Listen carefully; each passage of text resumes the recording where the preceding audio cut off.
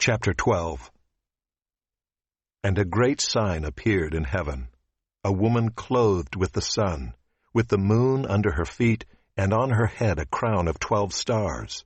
She was pregnant and was crying out in birth pains and the agony of giving birth.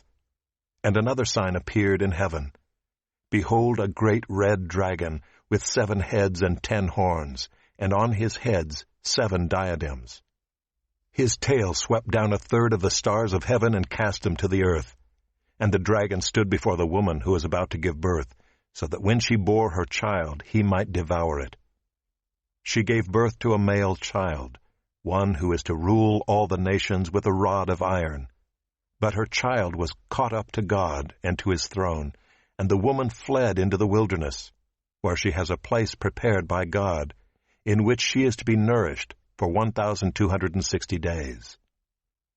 Now war arose in heaven, Michael and his angels fighting against the dragon, and the dragon and his angels fought back. But he was defeated, and there was no longer any place for them in heaven. And the great dragon was thrown down, that ancient serpent, who is called the devil and Satan, the deceiver of the whole world.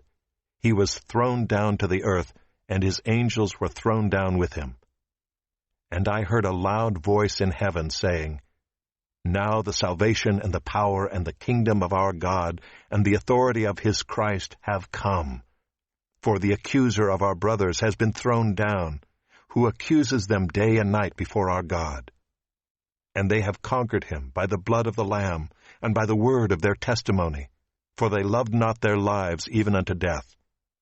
Therefore rejoice, O heavens, and you who dwell in them. But woe to you, O earth and sea, for the devil has come down to you in great wrath, because he knows that his time is short. And when the dragon saw that he had been thrown down to the earth, he pursued the woman who had given birth to the male child. But the woman was given the 2 wings of the great eagle, so that she might fly from the serpent into the wilderness, to the place where she is to be nourished for a time, and times, and half a time. The serpent poured water like a river out of his mouth after the woman, to sweep her away with a flood.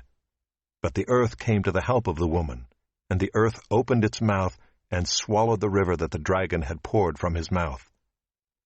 Then the dragon became furious with the woman, and went off to make war on the rest of her offspring, on those who keep the commandments of God and hold to the testimony of Jesus.